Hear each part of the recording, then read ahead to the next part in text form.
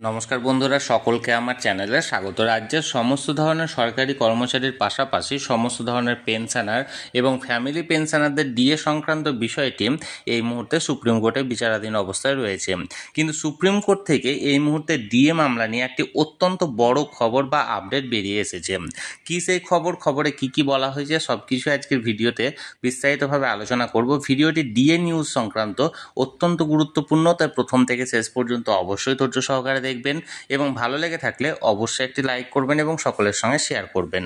আর সেই সাথে এই চ্যানেলে যদি প্রথমবার হয়ে থাকেন এই রকমের ইনফরমেটিভ ভিডিও আরও দেখার জন্য যারা এখনও পর্যন্ত চ্যানেলটিকে সাবস্ক্রাইব করেননি তারা অবশ্যই চ্যানেলটিকে সাবস্ক্রাইব করে নিতে ভুলবেন না।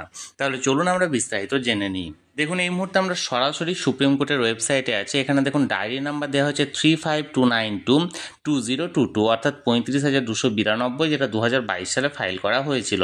The state of West Bengal versus confederation of state government employees West Bengal. এখানে confederation of state government employees West বেঙ্গলের নাম থাকলেও আরও দুটি সরকারি কর্মী সংগঠন আছে, যেমন সরকারি কর্মচারী পরিষদ এবং ইউনিটি ফোরাম, এবং এর পাশাপাশি সংগ্রামী যৌথ মঞ্চ কিন্তু যুক্ত আছে। এবার এখানে দেখুন ডায়েরি নাম্বারটা ফাইল হয়েছিল কবে, 23 নভেম্বর 2022। কেস নাম্বার দেওয়া হয়েছে স্পেশাল লিভ পিটিশন এবং প্রেজেন্ট বা লাস্ট লিস্টেড অন হচ্ছে, যেটা লাস্ট হয়েছিল আমাদের 7ই মে, যেদিন সময়ের অভাবে মাননীয় বিচারপতিরা এই মামলাটি শোনেননি। এটা কোন কোন বিচারপতিদের এজলাসে হয়েছিল? মাননীয় বিচারপতি justice Bikram Nath, honourable mister justice Sanjay Karol and honourable mister justice Sandeep মেহতার এজলাসে। এবার দেখুন স্ট্যাটাসটা পেন্ডিং আছে। এবার যে খবরটা এই মুহূর্তে বেরিয়ে আসছে সেটা হচ্ছে টিনেটিভলি কেস মে বি লিস্টেড 14/5/2025, অর্থাৎ এই মুহূর্তে যে পুনরায় একটা হিয়ারিংয়ের ডেট দেওয়া হয়েছে এবং খুব শীঘ্রই এটা দেওয়া হয়েছে, এবং সে ডেটটা কবে? আগামী 14 মে 2025।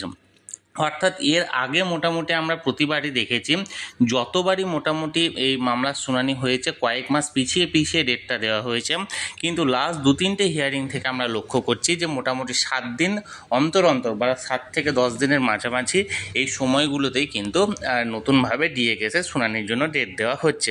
অর্থাৎ 7ই মে এই শুনানিটা লাস্ট হয়েছিল এবং এর পরবর্তী ডেট দেওয়া হয়েছে 14 মে 2025, অর্থাৎ গ্রীষ্মাবকাশের আগে। এখন দেখার বিষয় এই 14 তারিখও শুনানি হচ্ছে কি হচ্ছে না। আমি সবসময় চোখ রেখেছি, যে কোনো আপডেট আসা মাত্রই তৎক্ষণাৎ সেটা আপনাদের সঙ্গে শেয়ার করে দেওয়া হবে ভিডিওর মাধ্যমে। তাই যারা এখনও পর্যন্ত চ্যানেলটির সঙ্গে যুক্ত নেই অবশ্যই চ্যানেলটিকে সাবস্ক্রাইব করে চ্যানেলটির সঙ্গে যুক্ত হয়ে যান। আর এই ভিডিওটি ভালো লেগে থাকলে অবশ্যই একটি লাইক করুন এবং সকলের সঙ্গে শেয়ার করুন। আর সেই সাথে অবশ্যই চ্যানেলটিকে সাবস্ক্রাইব করে রাখুন। ধন্যবাদ, দেখা হচ্ছে পরের ভিডিওতে।